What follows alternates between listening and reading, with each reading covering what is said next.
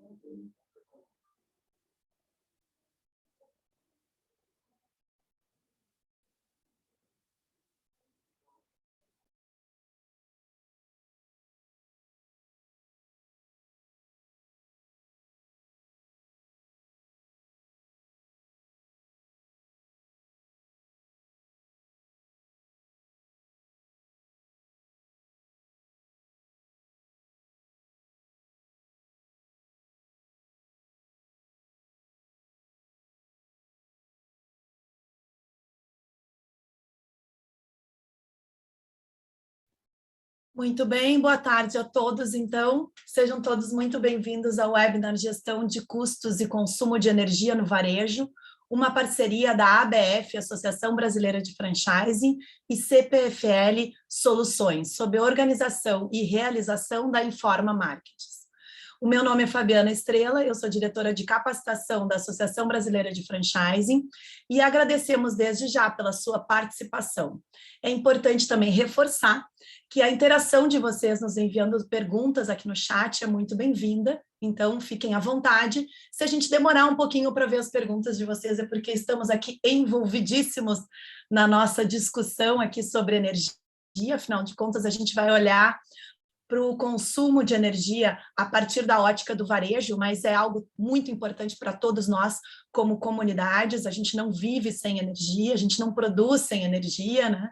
Então a gente precisa realmente conversar sobre isso, trazer para a pauta e entender como que cada um de nós, como pessoa física ou pessoa jurídica, pode contribuir para que a gente consiga fazer um uso mais sustentável da energia e consiga pensar nesse uso também trazendo soluções e trazendo melhorias para a qualidade de vida de todo mundo e dos nossos negócios também, né? Então, por isso que é tão importante que vocês participem mesmo e façam perguntas. A gente vai fazer o melhor possível para responder as dúvidas e as questões levantadas E nós também estamos trazendo aqui algumas questões para os nossos convidados. No ano de 2020, o varejo brasileiro teve um desempenho que pode ser comparado a uma montanha-russa, todos nós vivemos isso juntos, né?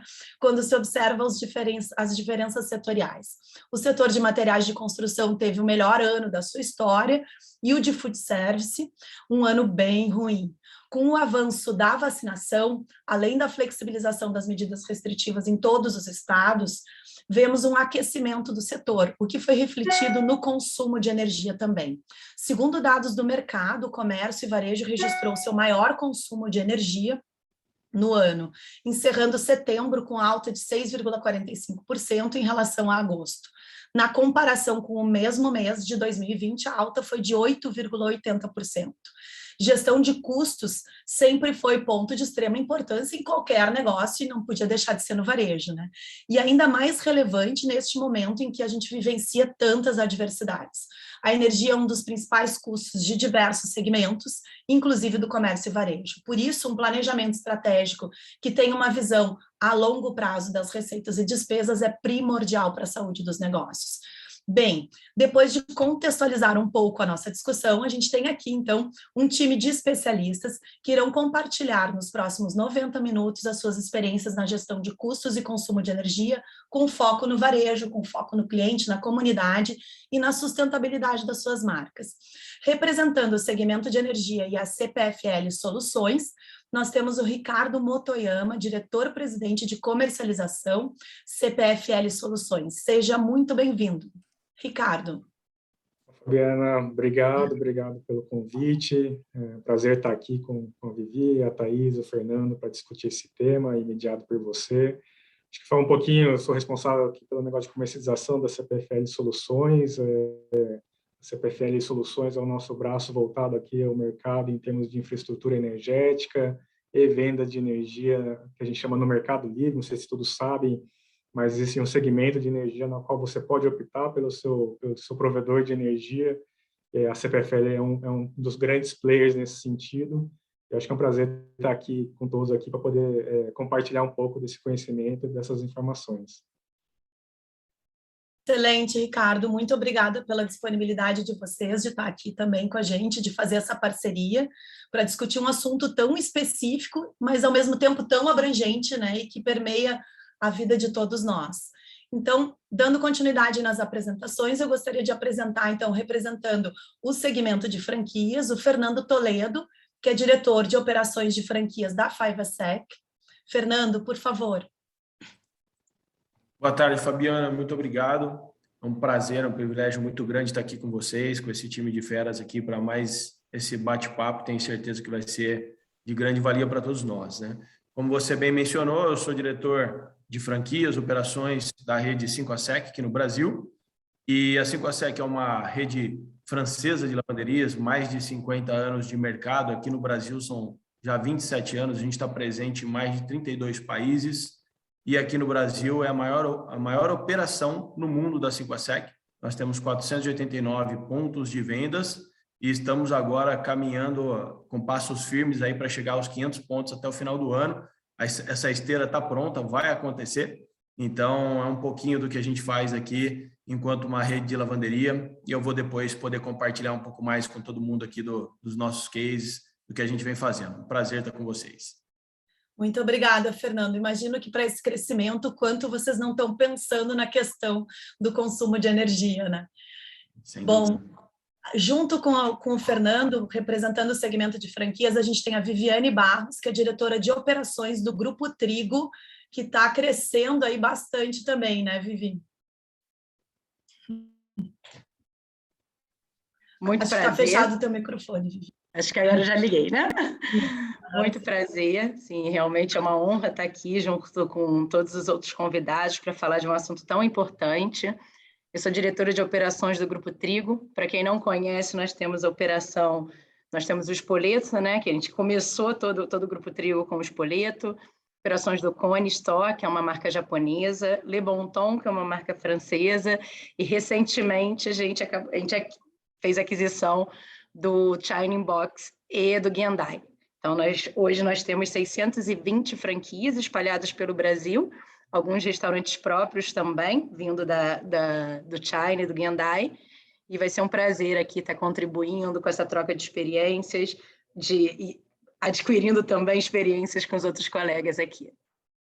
Excelente, muito obrigada a todos por terem aceito o convite e estarem aqui generosamente compartilhando o tempo e a experiência de cada um de vocês. Então, eu gostaria de agora convidar a Thaís Zara, que é economista sênior da LCA Consultores, para trazer uma análise do cenário econômico no Brasil para 2022, sem querermos explorar demais a Thaís, né, porque a gente sabe o quanto o nosso país é imprevisível, ainda mais depois de tudo isso que aconteceu aí nos últimos anos, mas a Thaís, com base em toda a sua experiência e da LCA Consultores e dos estudos que eles têm levantado, vai falar com a gente sobre os pontos que devem estar na pauta do planejamento estratégico de 2022 para o segmento varejista. Então, Thaís, contigo agora, por favor.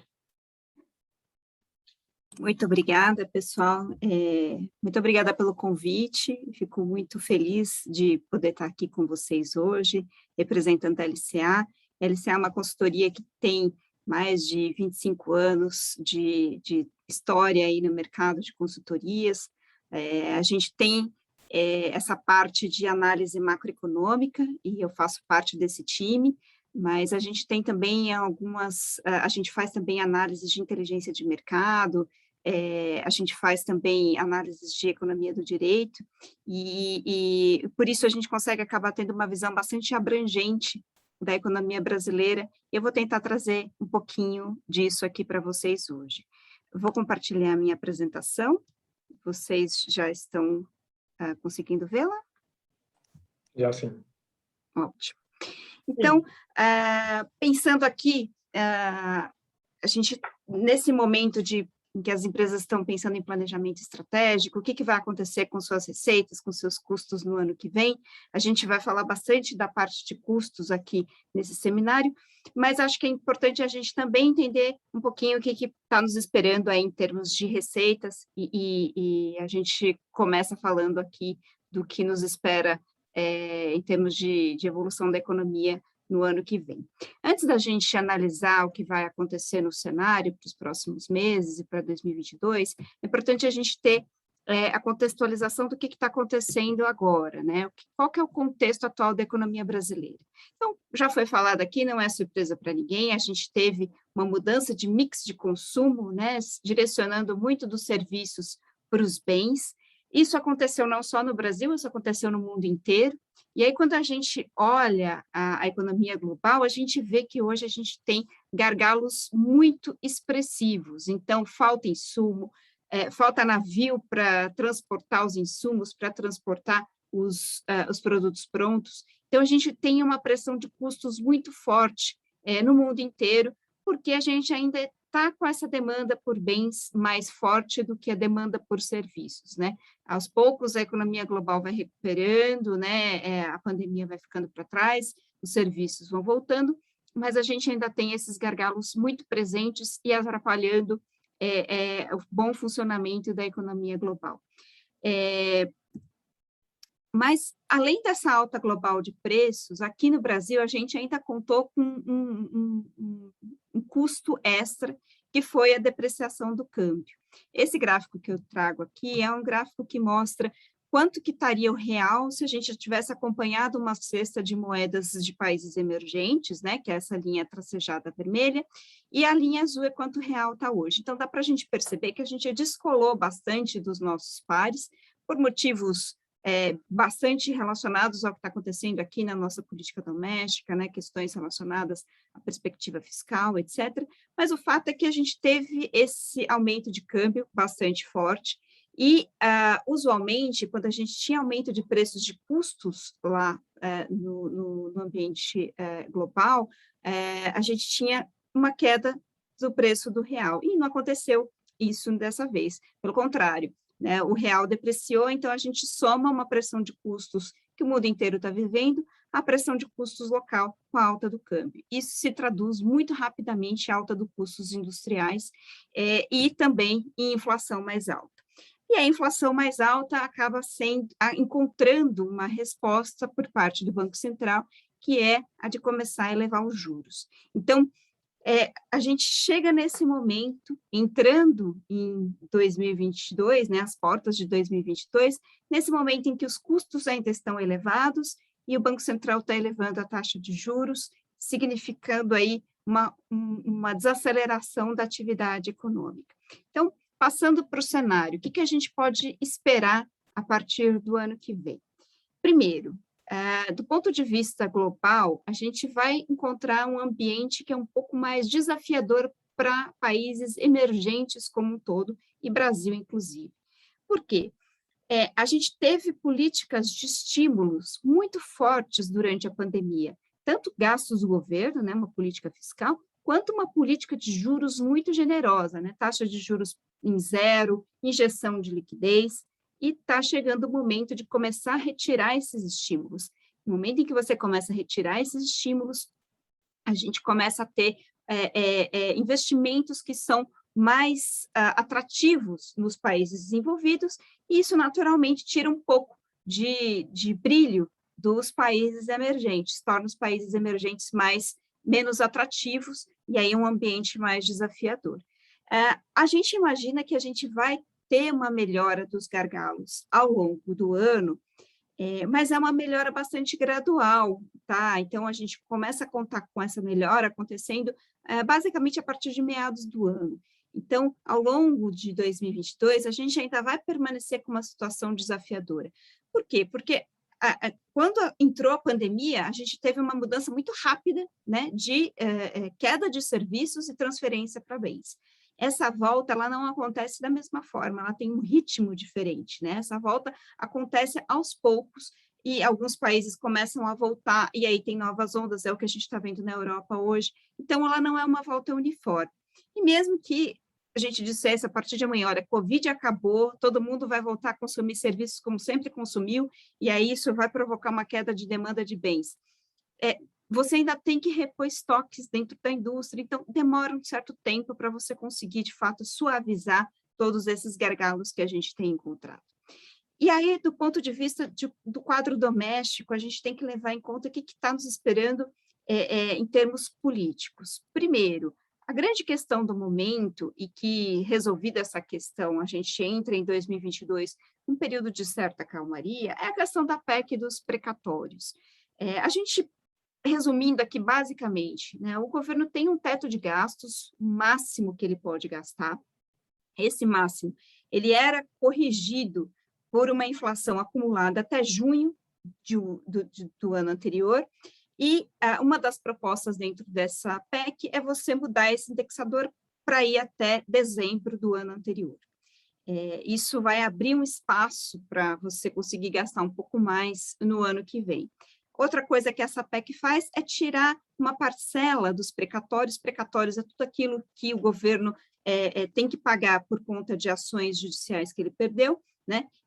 Você tira uma parte disso de dentro desse teto, e aí você vai viabilizar pagamento de Auxílio Brasil, pagamento ali de algumas emendas para relator. Então, a gente tem uma série de despesas que não estavam cabendo dentro do teto, e a gente tem a expectativa de que essa PEC resolva isso, e a gente consiga ter um pouco mais de visibilidade.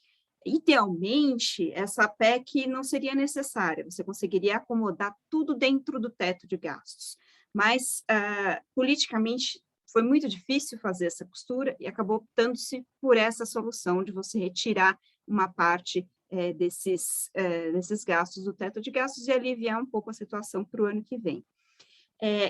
Hoje existe a percepção de que aprovar essa PEC, conseguir fazer conta, porque vai ser o resultado do governo do ano que vem, quanto que de fato o governo vai gastar, quanto que ele vai...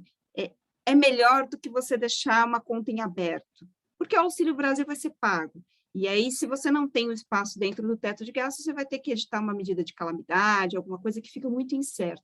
Então, hoje a percepção é que é melhor você aprovar a PEC do teto de gastos e tirar esse tema, essa incerteza da mesa. Tirada essa incerteza da mesa, você tem um período ali de relativa calmaria, de certa moderação, o câmbio pode voltar um pouquinho, e esse período, pensando aqui até 2022, deve ficar até você ter as eleições entrando no radar de vez. Porque quando as eleições entrarem no radar de vez, aquela dúvida com relação a qual vai ser o futuro fiscal do Brasil, né? Como vai ser a política fiscal do Brasil, volta, e você pode ter uma volatilidade um pouco maior no câmbio.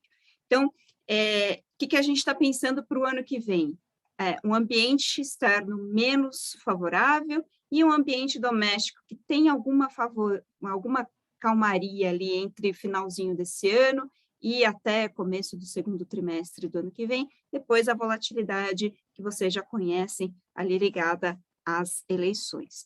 Boa notícia é que a alta de juro que a gente está vendo e que a gente espera que o Banco Central vai promover, deve fazer com que a gente tenha uma certa moderação da volatilidade. Então, eventualmente, próximo das eleições, o câmbio pode chegar ali perto de 5,70, 5,80? Pode, mas com juros mais elevados, fica muito mais custoso você apostar contra o real, então isso tende a segurar um pouquinho mais, evitar que as altas sejam muito maiores, tá?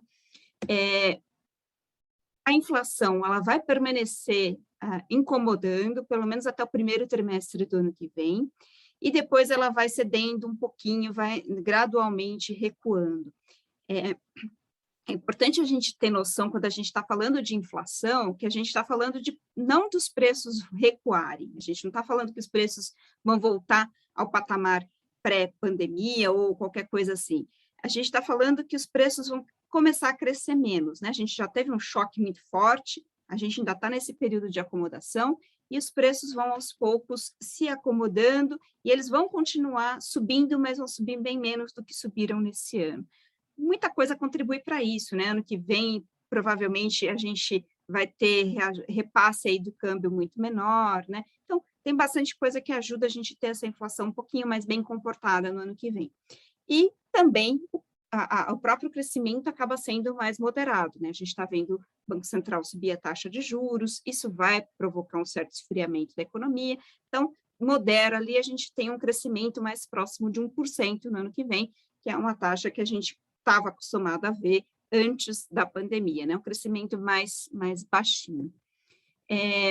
Pensando em consumo, tá? O que a gente está imaginando de pontos positivos para o consumo no ano que vem? Primeiro, o quadro sanitário vai melhorando com o avanço na vacinação. Segundo, alguma descompressão de preços de energia, né? Tirar ali essa bandeira de escassez hídrica, mas, embora a gente possa ter reajustes ordinários mais elevados, né? E isso torne realmente necessário focar nessa parte de custos, a gente tem alguma moderação de alta de preços de alimentos e a gente tem um Bolsa Família vitaminado, que, bem ou mal, pode ajudar bastante a classe D e E, porque a gente está atendendo mais famílias com uma bolsa maior. A gente tem também recuperação do emprego, isso é bastante importante, tá? O emprego hoje ele já está parecido com o que era no pré-pandemia, está voltando muito rapidamente, estimulado por essa volta do setor de serviços, isso é um ponto bastante positivo para consumo no ano que vem. Por outro lado, a gente tem alta de juros, que já está começando a afetar o crédito, e a gente tem as famílias ainda bastante endividadas, isso pode moderar o consumo, então atua na outra ponta. E, de todo modo, a gente tem um varejo que vai lidando com essa mudança de mix acontecendo ao longo do tempo, tá? Então, a gente vai retomando as atividades que foram paralisadas, beneficia um pouco mais serviços, principalmente os ligados a turismo, aqueles serviços prestados às famílias, e do lado do comércio, a gente tem ali alguns semiduráveis que vão sendo beneficiados, porque você tem essa volta do convívio diário, né? Mas, por outro lado, você tem alguns setores que podem ser, de certa forma, prejudicados ou ter sua atividade moderada, porque você já tem um efeito saciedade, porque você tem, normalmente, uma dependência maior de crédito para esses bens, né? Então, isso pode fazer com que você tenha uma demanda mais contida para eles. Então, qual que é o resumo, né? A conclusão, o que a gente está esperando para o ano que vem e de onde que a gente deve partir? Primeiro, um mundo que é menos favorável. Quando a gente pensa em mundo menos favorável, a gente está falando, olha, mais difícil do câmbio cair muito, porque a gente tem um mundo que não ajuda tanto. Os gargalos vão se resolvendo ao longo do ano, isso alivia um pouco a pressão de custo, mas demora pelo menos o primeiro semestre ali para isso acontecer. Internamente, a gente ainda está nesse momento de discussão da PEC dos precatórios, aprovado, provavelmente a gente tem uma certa moderação ali das incertezas, um período de certa calmaria, até as eleições entrarem definitivamente no radar, e aí volatilidade mais forte a gente vai ter no ano que vem.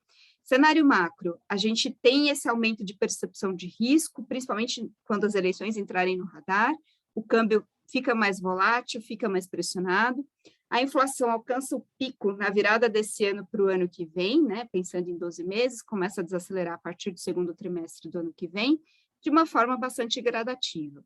Juro alto e patamar restritivo pelo menos até 2023, e a atividade volta para um ritmo mais baixo, ali perto de 1% ao ano, é o crescimento do PIB que a gente espera para o ano que vem. Pensando em consumo varejo, fatores positivos, primeira, melhora do emprego, segundo, a virada da renda real, né, você vai ter uma correção, por exemplo, do salário mínimo de 10%, frente a uma inflação de 5% no ano que vem, isso ajuda um pouquinho. E a gente tem uma poupança acumulada que pode ser utilizada e que pode ajudar um pouquinho também o varejo. Fatores negativos, o fato de você ter juros mais altos, né, tornando ali a prestação mais cara, fica mais difícil o financiamento, tem o efeito de saciedade por conta de tudo que a gente já consumiu, e tem a recomposição do serviço, tirando um pouco aí de ímpeto do consumo de bens. Bom, acho que era isso, essa principal mensagem que eu tinha para passar aqui para vocês nesse momento, e aí eu acho que vale a pena a gente entender aí com os demais convidados o que a gente está, o que está todo mundo pensando aí para esse ano de 2022 e como lidar com os desafios que estão se apresentando. Excelente, muito obrigada, Thaís. Acho que ajudou bastante a elucidar aí os cenários e a fazer as conexões que a gente precisa para tomar várias decisões aí nos nossos negócios. Não é fácil, né, fazer esse tipo de estudo e trazer esse tipo de previsão. A gente estava até brincando que é mais fácil até tentar descobrir quem vai ser campeão no campeonato de futebol do que tentar descobrir o que vai acontecer na economia no ano que vem, né? Mas pelo histórico, né, e a gente sabe que ao longo da história da humanidade, nenhuma desgraça se perpetua, né? Assim como também a bonança não é algo perpétuo, né? É um ciclo sempre, a gente tem que estar sempre se preparando, né? Sempre atento, tentando prever, e cada vez mais, não só trabalhando para a comunidade que a gente está inserido como marca, mas junto com essa comunidade, né? Então, as questões de noções macroeconômicas cada vez são mais importantes, porque todas as nossas decisões hoje em dia não podem mais ser tomadas sem pensar em todo esse impacto que existe, né? E é por isso que a gente está aqui também conversando sobre energia, porque a gente sabe o quanto a energia é essencial para a gente viver, para a gente ter qualidade de vida, para a gente produzir, e também é essencial para a gente conviver como comunidade, assim, para a gente conseguir gerar valor, né? Para a gente fazer o nosso planeta ser cada vez melhor para todo mundo. E é nisso que a gente vem pensando como marcas também, né, Viviane e Fernando, assim, por isso que seria bem importante, assim, vocês dois e também o Ricardo trouxessem para a gente agora, acho que a Viviane pode começar falando um pouco, o que melhorou, o que piorou nos negócios de vocês com a pandemia e com todas essas questões econômicas aí que vieram ao longo desses anos, né? Como que tudo isso impactou o desenvolvimento dos negócios de vocês? Por favor, Viviane, tu pode começar, aí depois acho que podia ser o Fernando e o Ricardo. Pode ser? Ótimo. Bem, a pandemia, eu acho que como para todos os negócios, né, de serviços, realmente impactou muito negativamente no primeiro momento, né? Nossos restaurantes são majoritariamente presentes em shopping center e todo o nosso negócio era para venda direta ao público, né? Direto no balcão, dependendo muito do movimento e da visitação dos clientes nos shoppings.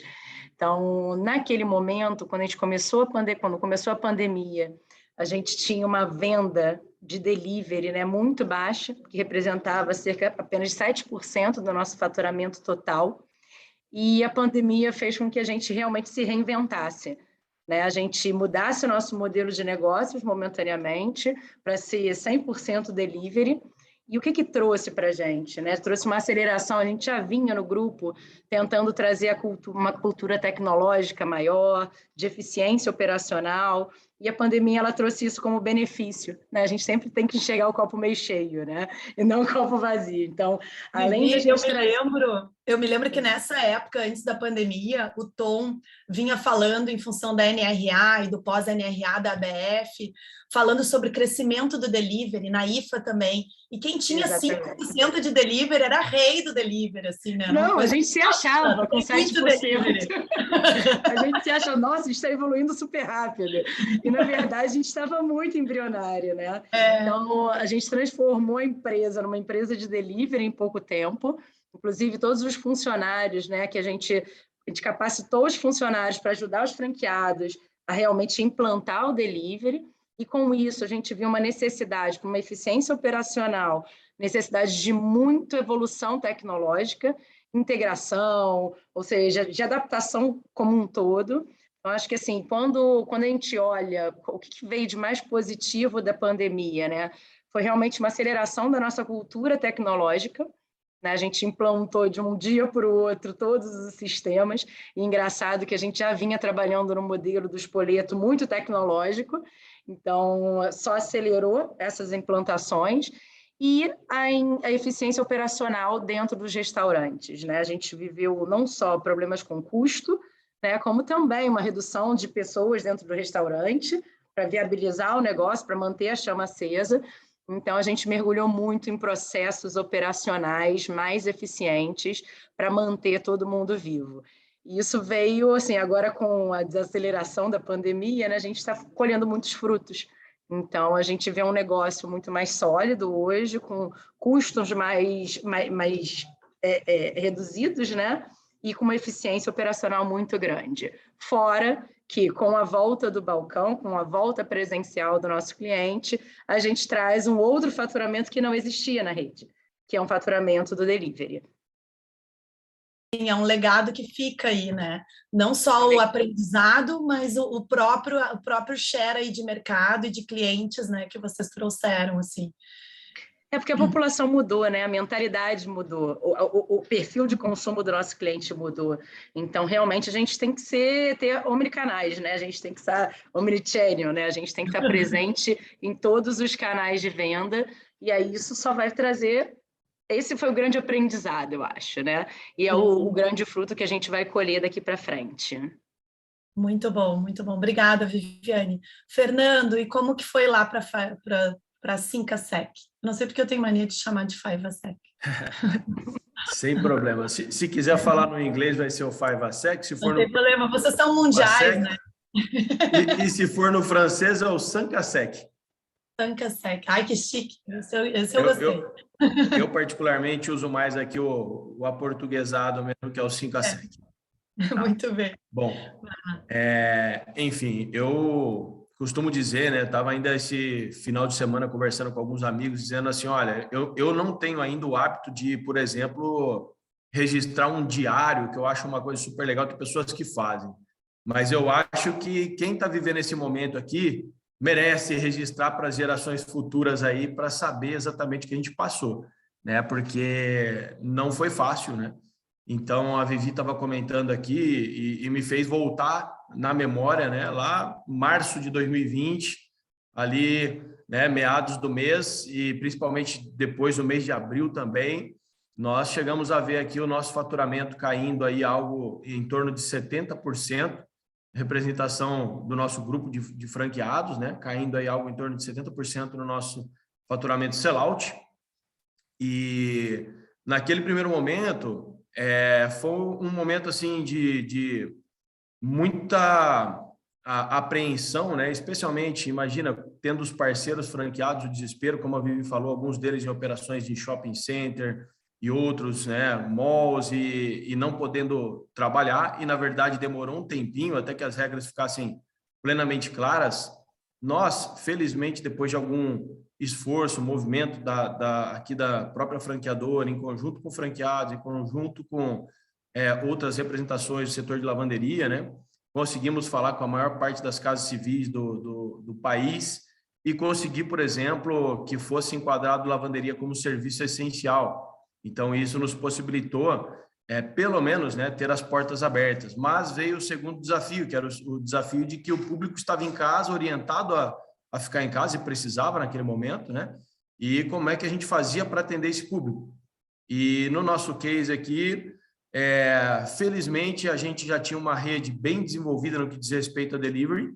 Então, praticamente cada loja nossa, que a gente chama aqui que é uma loja padrão, uma loja que tem o escopo completo do nosso serviço, todas essas lojas tinham um delivery já em funcionamento e já acostumado a operar. No entanto, uma das coisas que nos ajudou bastante foi que lá em 2018 nós tomamos a decisão de passar a operar também com a plataforma de e-commerce, aplicativo, né? E nós vínhamos aí numa fase de implantação. E 2019 a gente fez um movimento muito forte para que a rede toda tivesse já com aplicativo e também o e-commerce implantado. E isso também nos ajudou, porque a gente viu naqueles primeiros meses ali da pandemia o nosso e-commerce dar um salto significativo, algo aí da ordem de 300%, né, da representação dele no faturamento. Então, acho que esse foi um grande aprendizado, né, de que nós não podemos fugir de ser multicanais, de estar pronto para atender o nosso cliente da melhor maneira possível no balcão, na loja, mas que também a gente tem que estar preparado para atender o cliente no momento que ele precisar, da forma que ele precisar, quando ele precisar, né? E isso se intensificou muito durante esse período da pandemia. Desenvolvemos várias ferramentas aqui, inclusive televendas, para poder facilitar a vida do nosso cliente, né? Então, tudo isso aconteceu, acho que bem semelhante aos colegas aqui. No final das contas, né, Fernando e Vivi, a gente atende os mesmos clientes, né? E as pessoas estão mudando no seu estilo de vida, e mesmo com toda a evolução do papel da mulher e do homem no mercado de trabalho e dos diferentes gêneros, a mulher ainda é muito responsável pela questão da alimentação e da questão das roupas e tudo mais, né? Então, acaba que essa mesma mulher estava tendo que dar conta agora, como sempre foi, mas mais ainda, do home office no meio de toda essa confusão, assim, né? Com as crianças em escola, dentro de casa, o marido em reunião dentro de casa, todo mundo no mesmo ambiente, dependendo da casa, ambientes pequenos que não eram preparados para home office, não eram nem preparados para viver, porque as pessoas mal dormiam em casa, né? Quanto mais ficavam em casa, assim, né? Então, as pessoas não estavam preparadas para tudo isso, né? Mas ao longo do tempo foram se dando conta que poderiam utilizar o delivery para alimentação, que poderiam utilizar uma lavanderia fora de casa, um conserto das roupas fora de casa, para conseguir dar conta de toda essa rotina, né? E todos foram se envolvendo nesses papéis, assim, né? E aí, com isso, todo mundo também, assim como as empresas tiveram que se adaptar ao digital, o consumidor também teve, né? Ele já vinha se adaptando, principalmente as novas gerações, mas não estava todo mundo ainda imerso nesse mundo, né?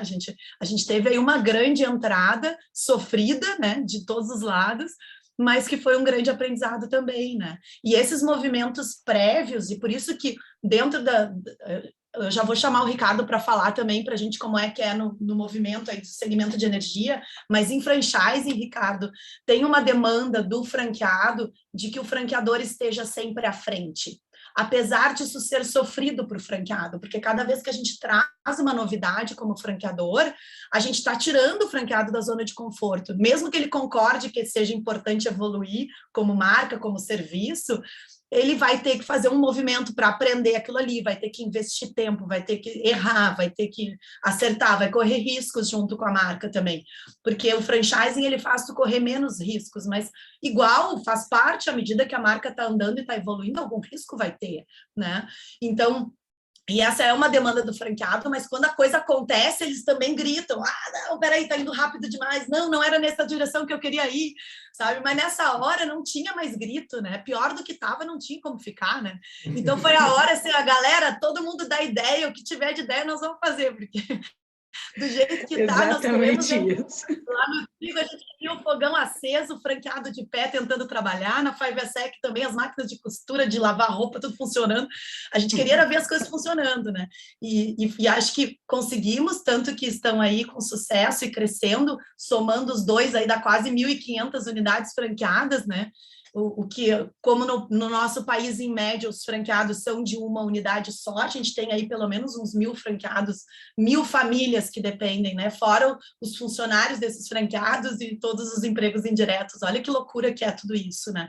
Então, isso contribui para os números que também a Thaís nos trouxe, né, de tal o emprego aquecendo de novo, justamente por isso, né, Thaís, porque teve muito empreendedor que foi guerreiro, franqueado ou não, e se manteve aí, né, lutando, assim, para sobreviver, para manter a chama acesa, o ferro passando roupa, né, Fernando, e as coisas acontecendo, né.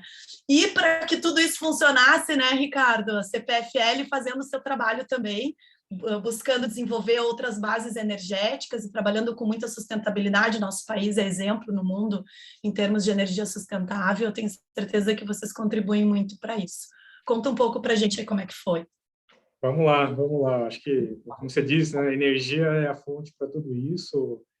E quando tudo isso teve que parar, eu acho que todo mundo aqui teve que parar em alguma medida, a indústria mais forte, o comércio também muito forte, as pessoas indo para sua casa, naturalmente o consumo de energia caiu muito, e caiu assim, não caiu 70% que o Fernando comentou, mas caiu ali na casa de 15% a 17%, que para um insumo que é relativamente estável no seu consumo é muito. Então, a gente teve sim que se reinventar ali também, atendendo o nosso cliente, que está atendendo o seu cliente, né? Aqui a gente acaba atendendo mais as empresas, que por sua vez estão ali com o cliente final. Então, dentro desse contexto, com uma queda de preço natural, que é uma questão de oferta e demanda, a gente também teve que estender a mão para os nossos clientes em como que a gente ajuda ele também a atravessar essa fase, né? A Vivi comentou aqui, em algum momento você também teve que olhar ali, a receita caindo, você teve que olhar para os seus custos. Então, como você mantém os seus custos ali mínimos possíveis, mas tendo uma parceria com o seu fornecedor, e pensando ali não nesse momento mais de estresse, mas naquele momento que a gente vai sair desse período de vale e o que aconteceu é a gente chegar nesse momento mais de crescimento, né? A gente está olhando aqui um ano depois, quase um ano e meio depois, com números melhores que o pré-pandemia. Então, de fato, ali foi uma reinvenção no relacionamento com os nossos clientes, em como poder flexibilizar as questões contratuais, como poder permitir que nossos clientes também atravessassem essa fase mais difícil de uma maneira não tão dura, mas sem também botar em risco e equilibrar o pratinho aqui do nosso negócio. Então, foi um trabalho aqui a quatro mãos e que permitiu que a gente estivesse aqui hoje conversando e evoluindo nesse tema.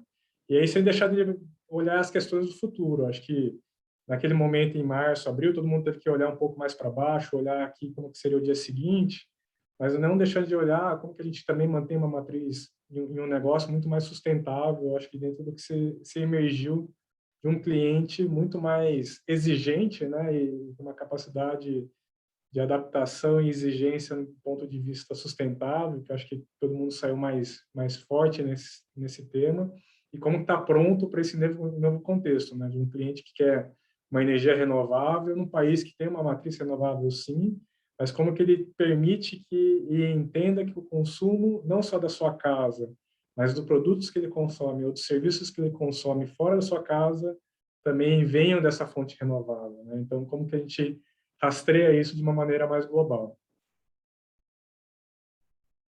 Excelente. Ricardo, vamos aproveitar que tu está aqui. Entrou uma pergunta do Marcelino agora, perguntando como que essas medidas em políticas voltadas para energia solar e outras fontes renováveis para consumidores médios e pequenos até a extensão dos domicílios. Como é que estão essas medidas? Assim, eu não sei se tu gostaria de comentar um pouco sobre isso. Eu acho que tem dois papéis, né? Tem o papel assim da evolução da matriz. Então, o Brasil é um país abençoado aqui com bons ventos, bons solos, uma matriz hidrelétrica que já em sua grande parte já utilizada, né? Então, como você disse no começo, a gente tem uma matriz aqui muito favorável nesse sentido, né? E as empresas têm feito o seu papel, né? A gente tem aqui uma evolução da energia eólica muito grande, uma evolução aí recente da energia solar, seja o que a gente chama de grande escala, grandes fazendas solares, seja em residências a partir do telhado, que evoluiu muito nesses últimos anos. E eu acho que assim, o papel da pessoa física, do consumidor, está em exigir isso a partir do seu fornecedor. Então, como que eu garanto que o meu fornecedor, seja através do consumo de produtos, seja através do consumo de serviços, que é o que a gente tem aqui mais com o time da BF e os franqueados, ele também esteja aderindo a isso, né? Porque é a partir da exigência do consumidor antenado com essa questão, junto com o seu produto que ele consome, também associado a essa realidade, que vai fomentar cada vez mais a evolução dessa matriz para cada vez mais eólica, cada vez mais solar. Qual outra alternativa de energia renovável que a gente tem aqui pela frente? Isso.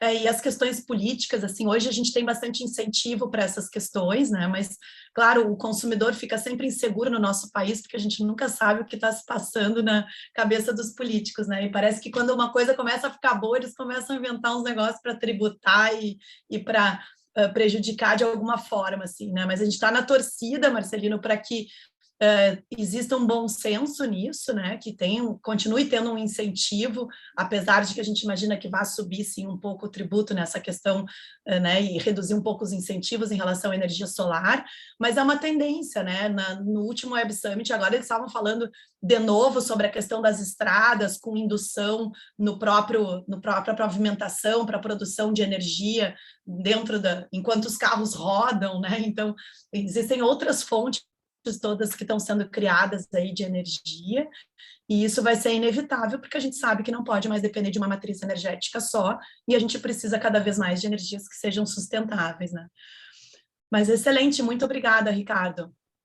E eu gostaria agora que cada um de vocês compartilhasse brevemente como que está essa gestão energética nas suas empresas, né? Qual o impacto no planejamento durante os últimos 20 meses e o que vocês estão pensando de reflexo para os próximos 12 meses, né? Tem essa questão de crise hídrica, tem a questão do carbono, tem as questões de previsibilidade, né? Como que vocês estão enxergando isso? Acho que a Viviane podia começar e a gente... Fabiana ficou no mudo. Desculpa, acho que eu desliguei o microfone antes de terminar de falar. Mas eu vou seguir nessa ordem. Vai a Viviane, o Fernando e depois o Ricardo, por favor.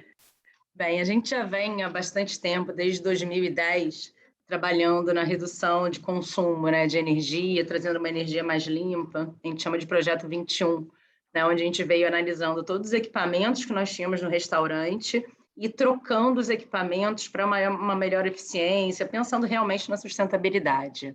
Então, a maior parte dos nossos equipamentos, né, são equipamentos elétricos nos restaurantes, poucos têm algum fogão a gás, mas a grande maioria é elétrico. A gente começou a trabalhar com indução, né, que trouxe uma boa economia para a gente, né, uma melhoria, principalmente no ambiente, né? Então, tem uma melhoria no consumo, o ambiente, ele fica um ambiente mais fresco, gasta menos ar-condicionado, e aí vão vindo várias consequências. Bem, nesses últimos 20 meses, né, pela nossa grande parte dos equipamentos serem elétricos, a gente trouxe algumas consultorias para dentro do nosso restaurante, com medições de cada equipamento, né, a medição do consumo de cada equipamento para identificar os grandes ofensores. Né? Em cima desses grandes ofensores, a gente fez um plano de ação para cada equipamento que nós tínhamos, né, para poder, com análise detalhada, a gente trouxe também uma questão que sempre é muito polêmica, né, que foi a instalação de quadro de relógios dentro do próprio restaurante, para a gente ir acompanhando o consumo e verificando realmente se as contas estavam batendo. Então, o grande momento, a grande mudança que a gente fez, né, quando nossa estratégia de redução do consumo, foi realmente começar a mapear todos os equipamentos e trabalhar junto com os nossos fornecedores numa melhoria desses equipamentos, trazendo mais eficiência para os equipamentos e alguns planos de ação, como, por exemplo, a gente identificou em uma das nossas marcas que o grande ofensor era a máquina de lavar louça. Então, com isso, a gente veio trabalhando junto com o fornecedor de material de limpeza, um produto mais eficaz, de modo que a gente pudesse reduzir o ciclo de lavagem, e reduzindo o ciclo de lavagem, a gente reduz energia e reduz também o consumo de água. Esse é um dos exemplos.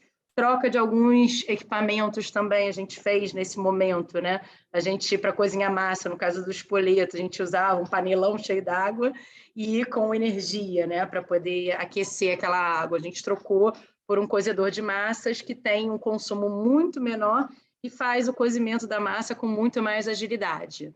Então, esses foram alguns pontos que a gente atacou para reduzir esse consumo, para ficar mapeando. Então, a instalação do quadro elétrico dentro do restaurante foi muito eficaz e esse mapeamento de cada equipamento trazendo as soluções para redução de energia. Nesse momento, nesses últimos 20 meses, a gente chegou a ter um impacto de um aumento da conta, né, de 15%, né, no valor total da conta, e aí com essas ações a gente conseguiu trazer uma redução também. Excelente, Vivi. E é isso que a gente precisa fazer no nosso dia a dia, nas nossas empresas e como pessoa física também, né? Buscar soluções, assim, para aquilo que a gente utiliza de energia e usar a tecnologia a nosso favor, né? Porque, afinal de contas, esse é o sentido do desenvolvimento tecnológico, né? A gente conseguir melhorar a nossa qualidade de vida e melhorar a qualidade de vida do nosso planeta também, né? Então, quando a gente começa a olhar... Oi? Mais um equipamento que a gente, trazendo a tecnologia também, existem fornos combinados hoje no Brasil que fazem um mapeamento de cada receita, qual o consumo de energia, né? Então, a gente começou a instalar esses equipamentos, já era um movimento que a gente fazia antes, a gente sempre veio um pouquinho, um passo à frente aí, né, para poder, pensando em sustentabilidade, a gente já tinha começado, a gente só acelerou essa migração, e são equipamentos que te dizem, né, eu não preciso nem colocar o medidor de consumo nesse tipo de forno combinado, né? Ele já te diz qual o consumo você está tendo. E baseado no consumo, a gente vai otimizando, né, a utilização desse forno para que cada vez a gente gaste menos energia e produza mais. Ó, tem uma pessoa perguntando, Vivi, qual foi a redução na conta de energia do Grupo Trigo após essas medidas? Assim, vocês têm um número assim? Então, o que nós fizemos? Né? A gente chegou a aumentar em 15% e nós reduzimos novamente.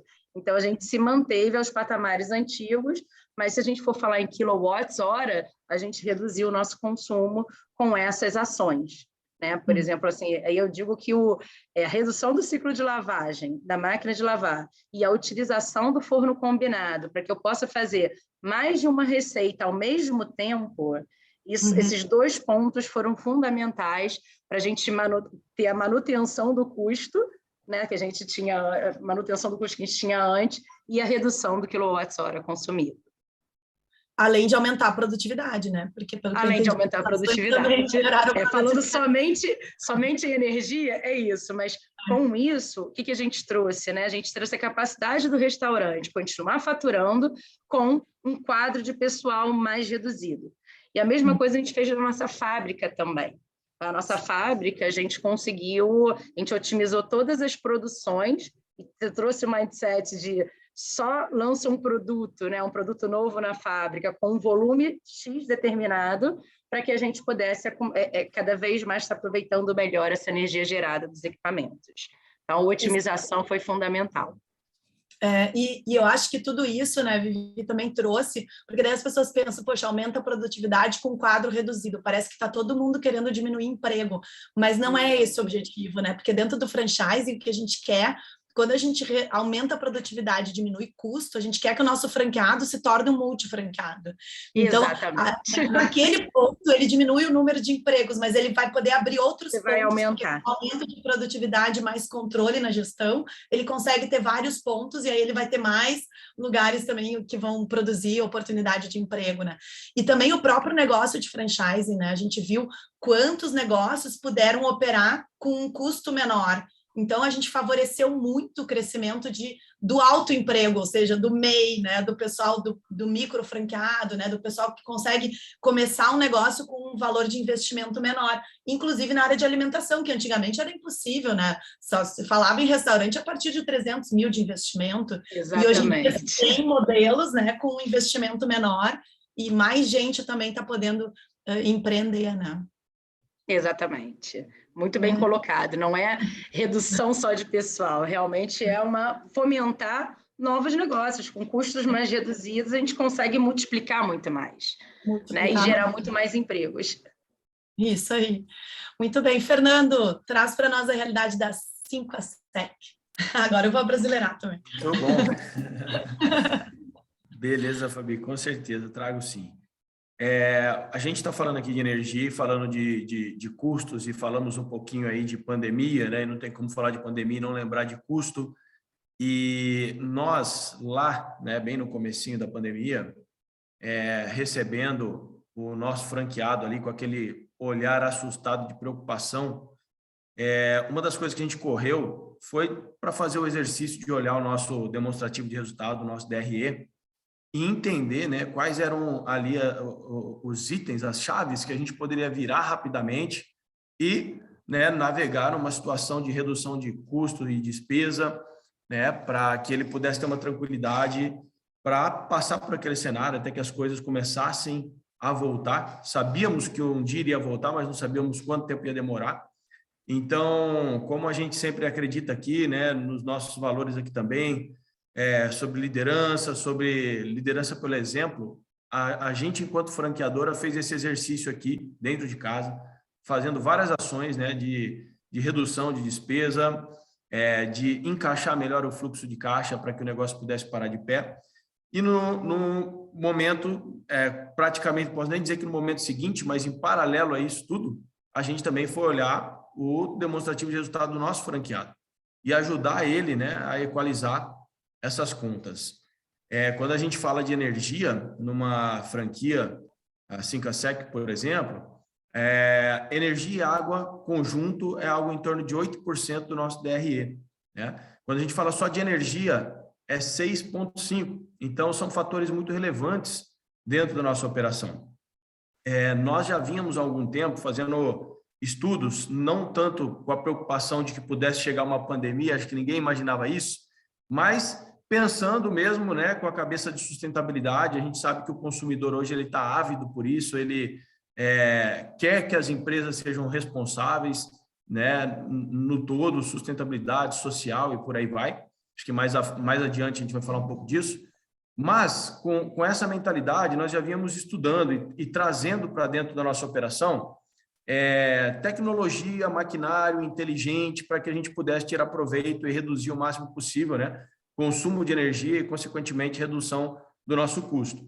Então, por exemplo, nós fizemos estudos, né, mais ou menos ali de 2017 em diante, de programações diferentes, uma delas para o nosso equipamento de limpeza, de lavagem, né, as máquinas, uma das programações que a gente chama de 4.0, né? O que essa programação faz? Ela requer temperaturas menores para a água no processo de limpeza. Antigamente, a água rodava aí com uma temperatura em torno de 65, quase 70 graus ali. Com essa nova programação, a água vinha no aquecimento em torno de 50 graus, e essa combinação da programação com os insumos químicos ideais, a gente conseguiu ter uma redução algo em torno aí de 20% no consumo, comparado com as programações anteriores, justamente porque não precisava de um aquecimento tão alto da água. Então, isso nos ajudava numa economia de energia, né? E só nesse ponto foi algo em torno de 20% em comparação com as programações anteriores. Também, seguindo a sequência do nosso processo, primeiro você lava, depois seca, né? Quando a gente fala no processo de secagem, por exemplo, a gente instalou na nossa rede, depois de bastante estudo, né, um sensor de umidade nas nossas máquinas, porque antigamente as roupas chegavam para dentro de uma secadora e a secadora interpretava aquelas roupas como um todo e tinha um ciclo de secagem ali completo. Quando a gente colocou esse sensor de umidade, a máquina conseguia entender para aquela determinada maquinada qual era a umidade necessária, então ela rodava por menos tempo e aquela maquinada estaria disponível para a passadoria, né? A gente chama isso de full control, essa tecnologia.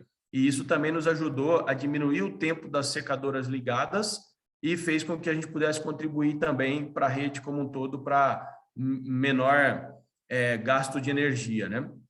Outra coisa que a gente vem trabalhando bastante na rede, algumas das nossas lojas já implementado, outras estudando, né, se preparando para isso, mas é também o uso de equipamentos alimentados com gás natural, por exemplo, né? Então, isso surge como uma opção, como uma forma de mantermos a nossa operação, mas ainda assim com um custo muitas vezes reduzido, e nos ajuda bastante. Sem contar, né, que quando a gente fala, por exemplo, da próxima etapa aí, que seria uma passadoria, quando a gente vai para uma mesa de passar, uma vez que a passadoria na lavanderia é uma passadoria profissional, a gente tem uma junção muito inteligente, porque você tem uma mesa que é profissional e você tem um profissional qualificado operando aquela mesa, que te dá vários recursos.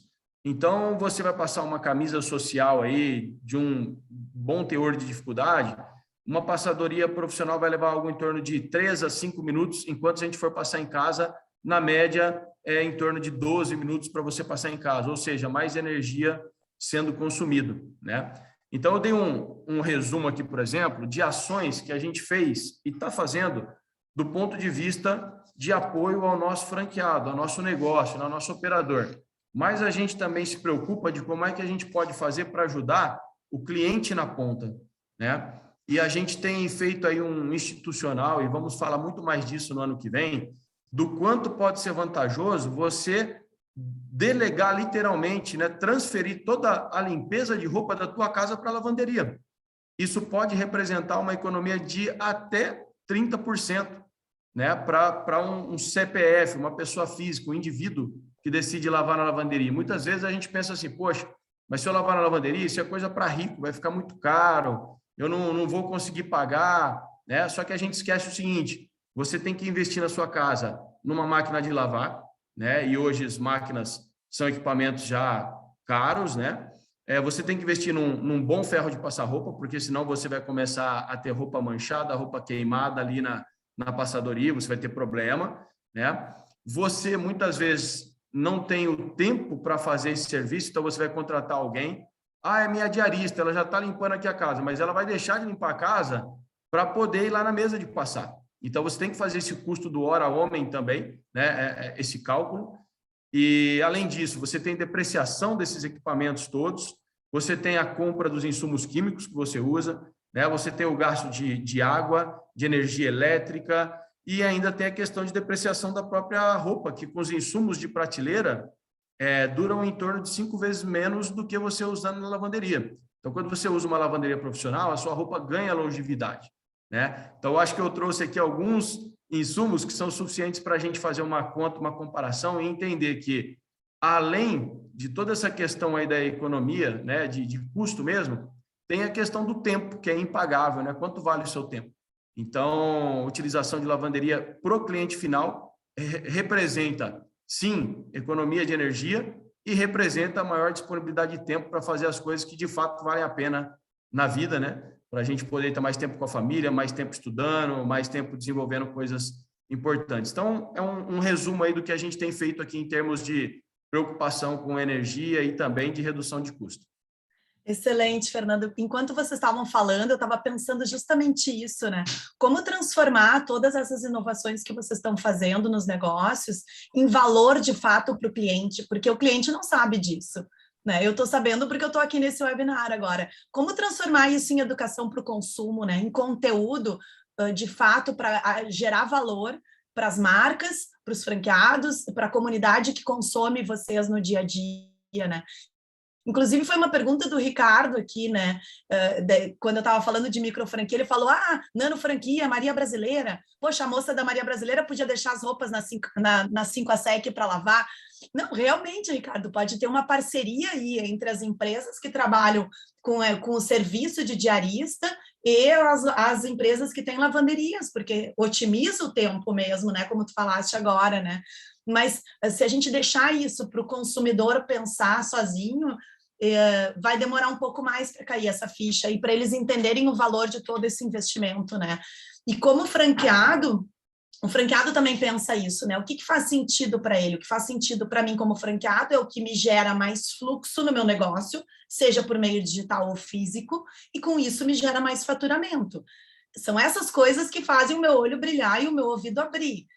Se tu não fala isso no meio de todo blá blá blá que tu tá falando, não faz sentido para mim. E é por isso que às vezes o franqueado se trava e não quer a inovação, porque vai gerar uma demanda, vai gerar esforço, vai sair da zona de conforto, e ele não entendeu aonde isso vai aumentar o faturamento dele e vai aumentar o fluxo de clientes, né?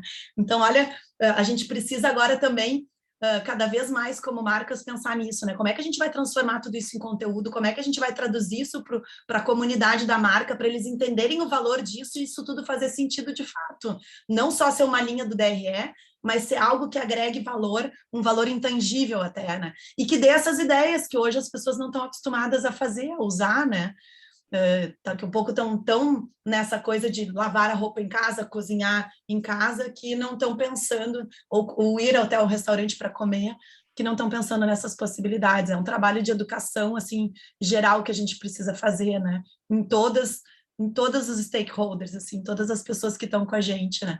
E também pensar nessas parcerias, como o Ricardo falou, né? Quem sabe não sai uma parceria da Maria Brasileira com a 5A-SEC, né? Sem dúvida, Fabi. Se me permite um comentário rapidamente aqui para fechar esse ponto, né? E aí eu faço dois complementos aqui, um respondendo o Ricardo, inclusive. Mas quando você fala, né, de que é o nosso papel disseminar essa informação para o cliente, você está coberta de razão, né? E a gente olha muito isso, né? Esse mês de outubro nós paramos aqui para fazer o planejamento operacional da marca, né? E aí a gente fala de campanha de marketing, a gente olha todos os pilares aqui do negócio e a gente se preparou bastante para fazer esse tipo de comunicação. O nosso time de marketing está preparando, inclusive, um simulador para que o cliente lá na ponta possa tirar a prova ali, né? Falar assim, poxa, deixa eu simular aqui, então, os custos que eu tenho em casa versus os custos na lavanderia. Então, isso é educação e isso faz bem para o mercado como um todo, né? A gente aqui, como líder nesse segmento, a gente tem que se posicionar adiante, tem que trazer um institucional muito forte e trazer essa mensagem, fazer com que ela seja disseminada. Porque eu também só sei disso porque hoje eu estou em franquia do segmento de lavanderia. Até então, eu era de franquia de educação e não fazia ideia, né? Então, eu tinha essa mesma percepção. E aí, respondendo também um pouquinho do que o Ricardo perguntou ali em relação aos modelos de negócio, né? Possibilidade de parceria ou até uma franquia nano, né?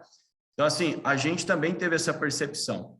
E o nosso Parque Fabril, vamos dizer assim, as nossas unidades, que são consideradas unidades padrão, elas têm uma capacidade produtiva muito grande, que elas podem produzir suficiente para o seu território e, inclusive, poder contribuir com outras unidades, né? Então, a gente diversificou modelo de negócio de franquia. Até um tempo atrás, acho que foi até a Vivi que comentou aqui, né, que, poxa, para abrir uma franquia da marca aqui era algo em torno de 350 mil para cima. Até um tempo atrás, você pensava numa 5A-SEC, você falava assim, poxa, vou ter que gastar uns 500 mil aqui, porque é muito maquinário, é reforma do ponto, e por aí vai, né? A gente está hoje, né, com modelos mais inteligentes, em que a gente fez? Uma operação padrão, um franqueado que já está na rede há muito tempo e que tem essa enorme capacidade produtiva, ele pode adensar o território dele com outros franqueados, que seriam praticamente micro franqueados, né? Que vão praticamente ter apenas a montagem de um ponto, que a gente chama de um ponto de coleta, um hub de franquia, em que basicamente faz o trabalho comercial, traz mais roupa para dentro da lavanderia. Mas quem processa isso é essa loja matriz que fica naquele território. E eles têm um share de revenue, de faturamento, e as duas operações se pagam e rodam muito bem. Então, esse modelo é um modelo um tanto quanto mais enxuto, mais barato, e isso abriu a porta para muitos empreendedores. Não é à toa que esse ano a gente está chegando já a 50 franquias vendidas dentro do ano, né? E com a missão de bater 500 unidades até dezembro. E o nosso diretor de expansão está ali firme para chegar. Excelente, Fernanda, excelente. Como é bom ouvir boas notícias, né, Thaís? Aí tu fica mais confiante também nas suas análises, né? Vamos vencer esses desafios. Ricardo, conta um pouco para nós, então, da parte da CPFL, o que vocês estão fazendo em termos de planejamento e quais os reflexos para os próximos meses. Olha que legal, Fabio. Aqui acho que o papel da CPFL é ajudar exatamente nisso que a Vivi e o Fernando estão falando, né? De como que a gente pode auxiliar o nosso cliente a ser mais econômico nos seus custos para poder focar no seu negócio. Então, Isso aqui faz parte do que a gente busca em atendimento ao nosso cliente. E para a questão de energia, existem dois caminhos. Ou a gente reduz o consumo, e aí o objetivo é como eu reduzo o consumo, mantendo o conforto, e aí gostei de ouvir aqui o Fernando e a Vivi comentando a questão de como foca em maquinário mais eficiente, como que a gente faz um trabalho mais detalhado. Eu acho que um ponto relevante que aqui a CPFL pode ajudar muito é nessa gestão de energia, então como fazer essa medição individual. Até então não se sabia ali que ou era na secadora que gastava mais energia, mais água, ou na lavadora. Então, a gente acaba não sabendo onde é esse gasto. Então, como trabalhar essa eficientização no consumo de energia? O primeiro passo é saber medir aonde que está sendo, vou usar a palavra aqui da Vivi, os ofensores no consumo. Acho que isso aqui é muito bacana, entender a sua dinâmica, de onde está indo o quilowatt-hora, para saber como que você muda aquela dinâmica de trabalho e consome menos energia, e a CPFL pode ajudar muito nesse sentido, né? Seja nesse trabalho de medição setorizada, seja ali a depender do tipo de maquinário. A gente não é um especialista em forno, a gente não é um especialista em máquina de lavar aqui, mas a gente é especialista em muitos outros temas que consomem energia, um olhar mais amplo ali, até no ar-condicionado, na parte de iluminação, podemos ajudar muito no negócio individual aqui de cada empreendedor, de cada franqueado ou de cada franqueador. E eu acho que tem um olhar aqui que eu não ouvi um pouco o Vivi nem o Fernando falar, que a gente pode ajudar muito, que é como eu reduzo o reais por quilowatt-hora, né? Como eu reduzo a tarifa. E uma migração para o Mercado Livre, eu expliquei um pouco aqui no começo, o Mercado Livre de energia, é onde você pode escolher o seu supridor de energia, é uma opção aberta a alguns tipos de consumidores, na qual ele pode fechar um contrato de mais médio e longo prazo e ter uma tarifa base mais previsível, poder ter essa capacidade de projetar, ter um consumo, um valor da tarifa mais fixo por alguns anos, e a hora que se alonga esse contrato, você tem uma capacidade de baixar essa tarifa média aqui. Óbvio, isso não está aberto para todos os franqueados, mas eu convido aqui o franqueado a pensar, às vezes é um multifranqueado, então pode somar algumas unidades que ele tem e, a partir da soma de unidades, migrar para o Mercado Livre. Muitos estão aqui em centros comerciais, em shopping center, e pagam essa conta via um condomínio. Então, a pergunta é: seu condomínio, seu shopping também está no Mercado Livre? Que a partir do momento que você tem um condomínio mais barato, você pode focar, pode ser mais competitivo, pode focar melhor no seu negócio. E aí, para os franqueadores, convido aqui, tem uma lavanderia central, tem uma cozinha central, enfim, tem aquela fábrica para atender toda a sua base de franqueados. Aqui existe uma possibilidade, sim, muito plausível de migrar para o Mercado Livre e poder estabilizar isso. Para além de outras alternativas que a gente pode ajudar muito aqui em como gerir essa energia das mais variadas formas, com o objetivo ou de reduzir o consumo ou reduzir a tarifa ali para ter economia voltada para o seu negócio principal. Ricardo, vamos aproveitar que tu está falando sobre isso e nos falar um pouco mais sobre essas soluções assim que existem dentro dessas ideias que tu trouxe do Mercado Livre, coisas que podem ajudar a reduzir custo, a melhorar a produtividade e fazer esse trabalho mais colaborativo, porque eu acho que é uma tendência também de mudança de comportamento, sabe? Não só dentro de uma mesma marca, mas entre marcas, porque tem muitas marcas que estão fazendo parcerias também. E grupos que estão crescendo, como o Grupo Trigo, né? Ele pode juntar, por exemplo, de uma região, vários franqueados e cozinhas industriais dos diferentes restaurantes, né? E talvez fazer algum trabalho diferenciado de energia, né? Então, acho que é uma oportunidade aí para tu nos trazer esse conhecimento.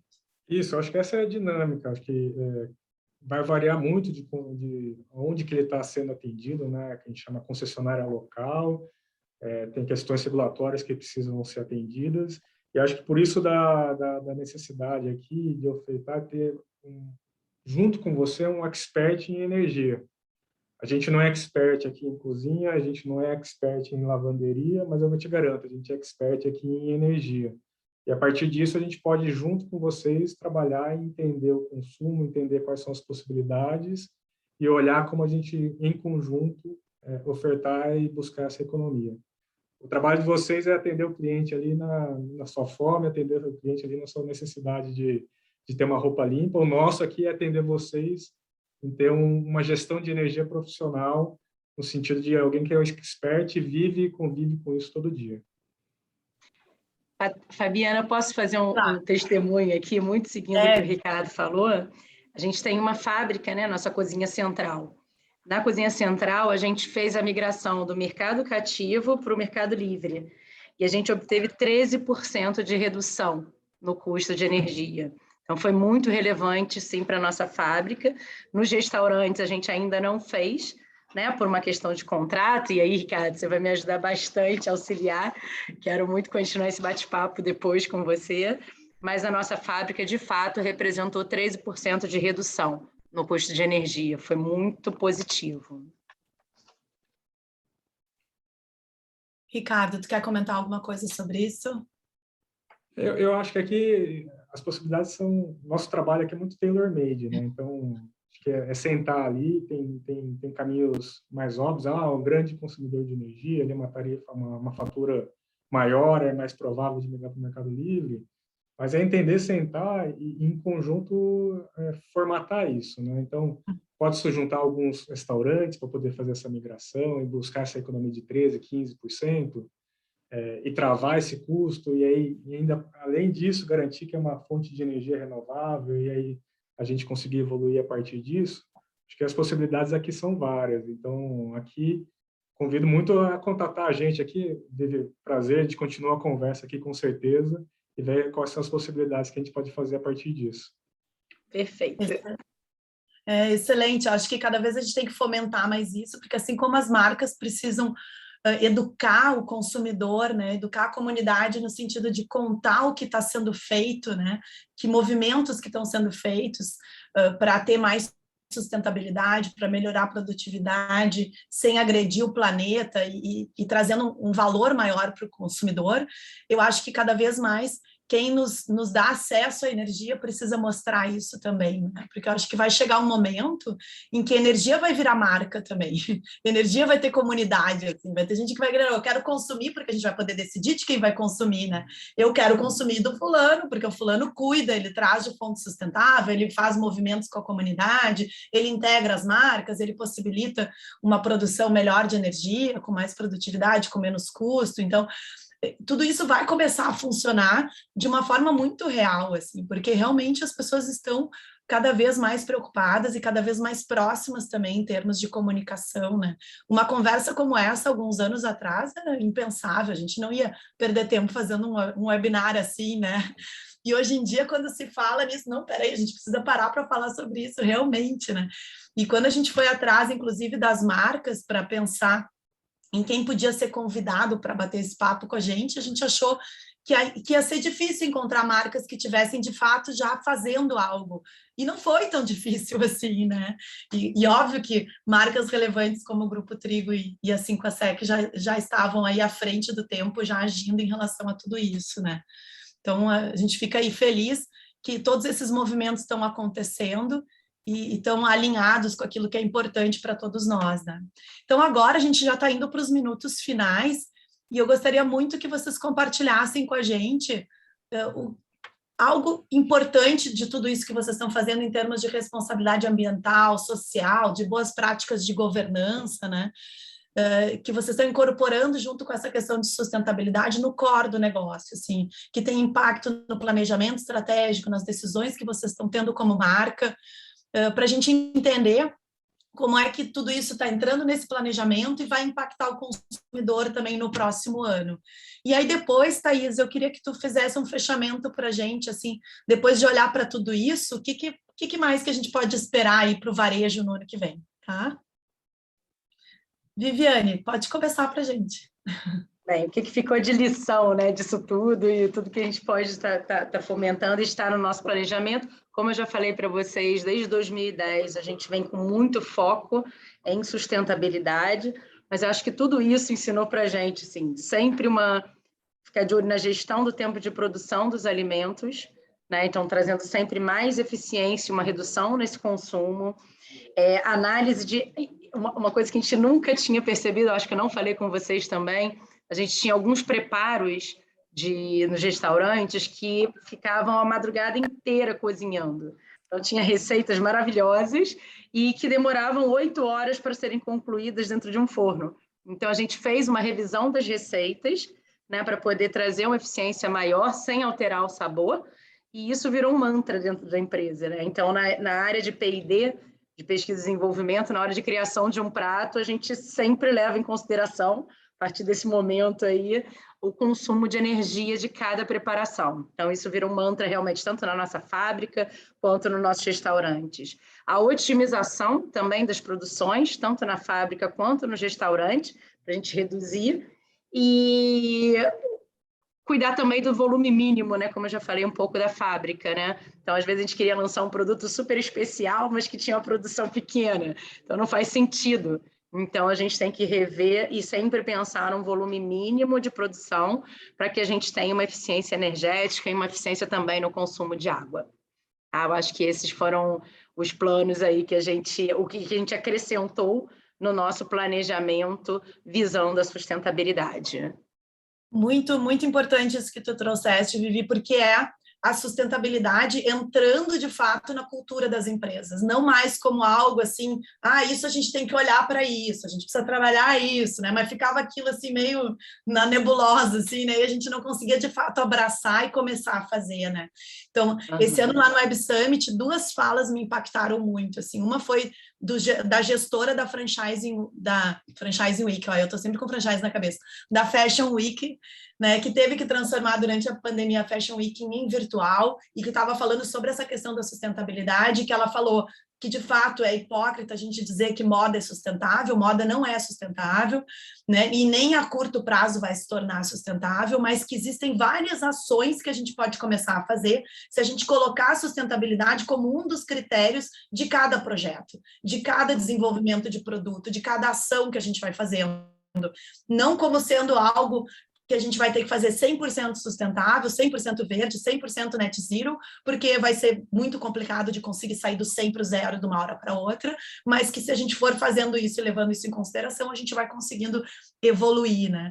E o CEO também, o Sebastian, que é CEO da Veja, que é da Vert, né, daquela marca de tênis que é toda desenhada com valores sustentáveis, ele colocou justamente isso, a gente não fala sobre sustentabilidade. Sustentabilidade é um critério de todos os nossos projetos de desenvolvimento de produto. A gente vai lançar um produto, o produto tem que ter impacto social e tem que ser sustentável, ponto.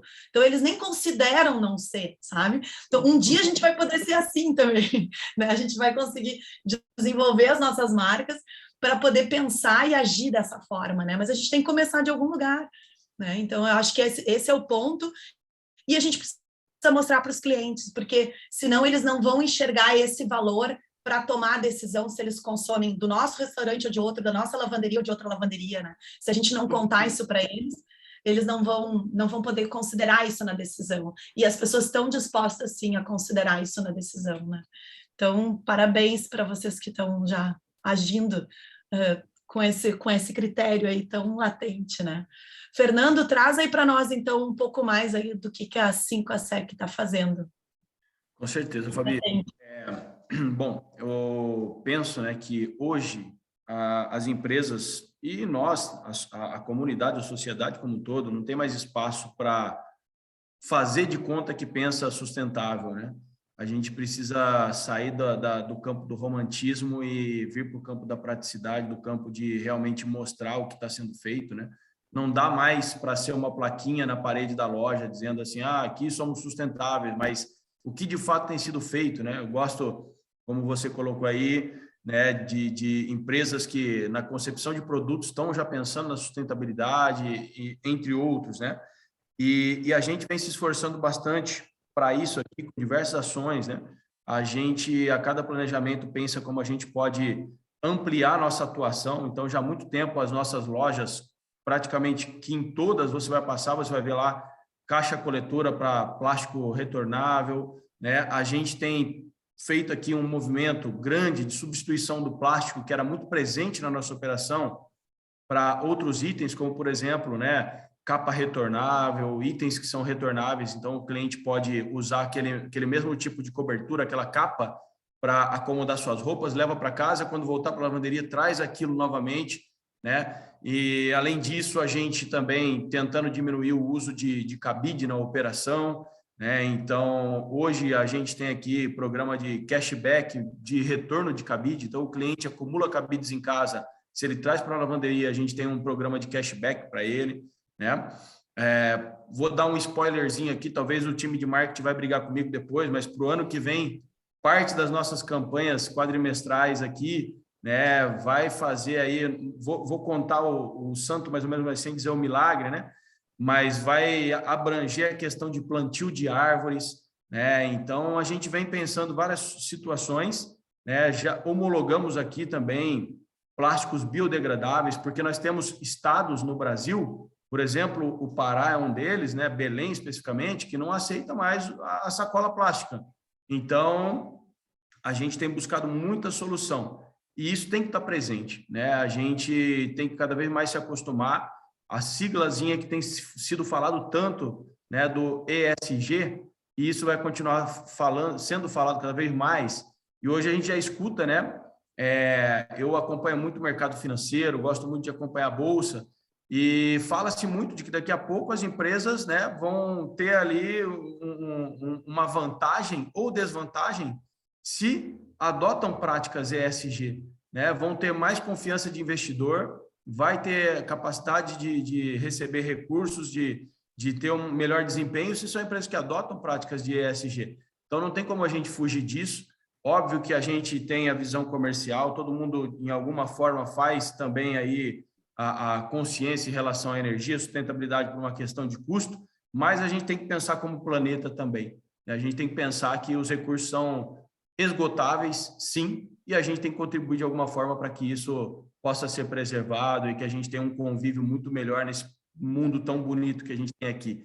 A gente tem condições de contribuir, mesmo como empresa, como pessoa jurídica, a gente tem muita condição de contribuir. Eu acho que isso tem que estar intrínseco na organização, e aí a coisa vai fluir em cada bate-papo.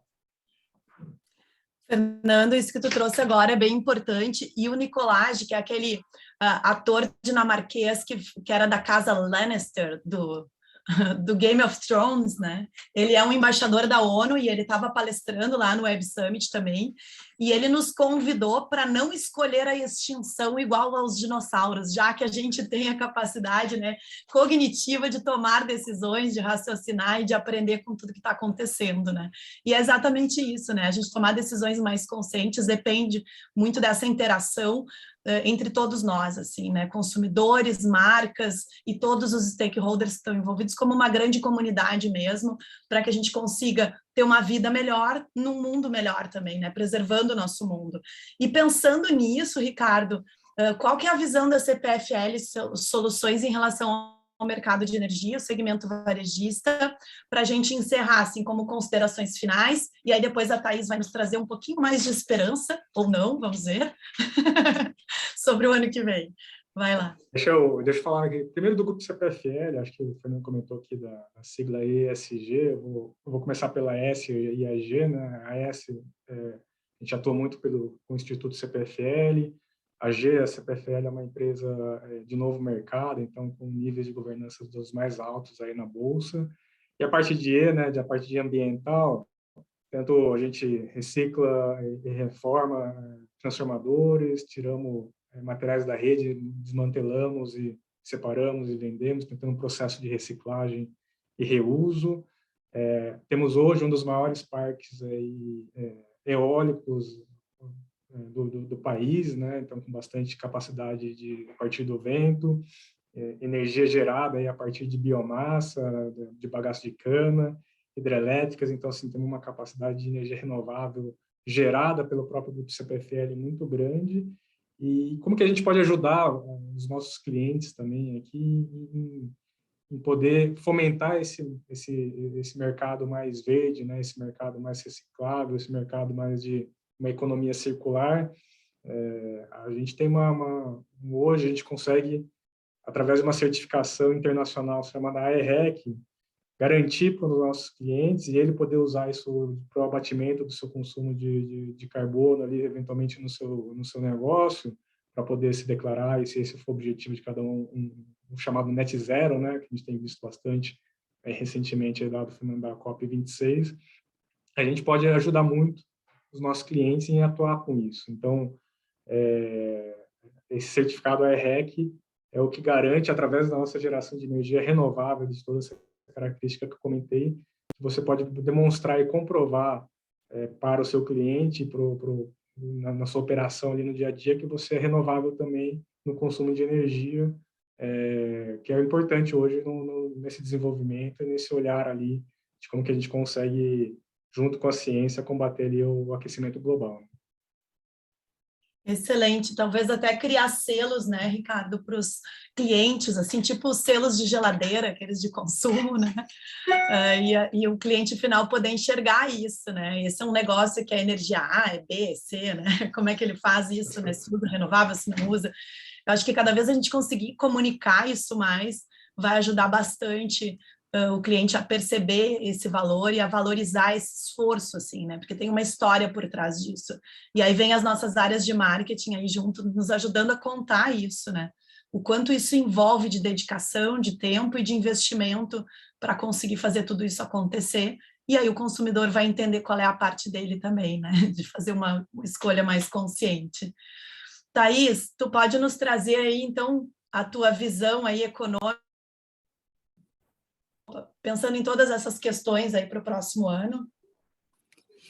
Então, acho que fiquei muito contente com todos os relatos que foram feitos aqui, porque quando a gente olha para 2022, a gente vê que é sim um ano de desafios, do ponto de vista que a gente vai conviver com taxas de juros mais altas, um crescimento um pouco mais morno, mas tem muito que ser feito, né? E todas essas experiências mostram que se você tiver uma visão focada em tentar reduzir seu custo, já está ciente desses desafios e já consegue se programar melhor ali para os impactos que esse ambiente macroeconômico vai ter sobre a sua receita, você consegue um resultado relativamente bom. Então, acho que é importante ter consciência de que tem esses desafios, mas acho que tem tudo para que esses desafios sejam superados.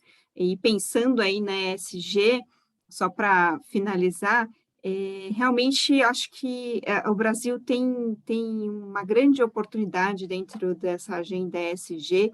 Quando a gente pensa globalmente, a gente sabe que essa agenda vai demandar muitos insumos que o Brasil produz, então a gente vai poder ter um impacto bastante positivo para a economia brasileira como um todo. Então, acho que a gente tem um futuro em que a ESG pode colaborar para a gente ter um crescimento maior aqui do país. Então, é duplamente uma boa notícia. É boa notícia do ponto de vista do planeta e é boa notícia do ponto de vista do país também. Então, 2022 pode ter aí os seus desafios, mas eles são superáveis e olhando para frente, acho que a gente tem muitas oportunidades, tanto nessa agenda ESG, quanto superando aí esses desafios do ano que vem e o pós-pandemia. Acho que o Brasil tem tudo para voltar a crescer um pouco mais e ter essa agenda aí mais responsável do ponto de vista social e ambiental vicejando. Excelente, Thaís, muito obrigada por nos trazer essa injeção aí de ânimo, né? Os empresários, de uma forma geral, já são animados, né? Senão nem seriam empresários, né? Mas é importante isso como comunidade, assim como país, né? A gente voltar a acreditar que dá para fazer as coisas acontecerem, que o movimento vai voltar, que as pessoas vão se movimentar nesses universos todos que a gente está criando, né? O Omnichannel ao máximo, né? Agora a gente vai ter até o metaverso, um outro universo, além de todos esses que a gente já tem que dar conta, mas a gente dá conta e o importante é a gente estar aonde a nossa comunidade da marca está, né? E conseguir olhar para o mesmo lado que eles estão olhando também, para aquilo que para eles também traz valor, e fazer tudo isso preservando o nosso planeta, né? E até tornando ele ainda melhor, né? Do que já é. Então, muito obrigada mesmo a todos vocês. O tempo passou voando, já são 15h40. Eu nem acreditei quando me chamaram a atenção aqui no WhatsApp, que faltava pouco tempo. Eu estava adorando a conversa com vocês. Foi uma aula de todos vocês. Muito obrigada a todos. Obrigado. Obrigado, a Fabi. todos aí. Obrigada, Fabi, pelo convite. Muito obrigada pelo convite, pessoal. Até mais. Obrigada a CPFL. Pessoal, abraço para todos. E a Bé. Tchau, tchau. E a Informa, né? Muito obrigada a todos. Obrigado, Tchau, gente. tchau. Até mais. Tchau, tchau.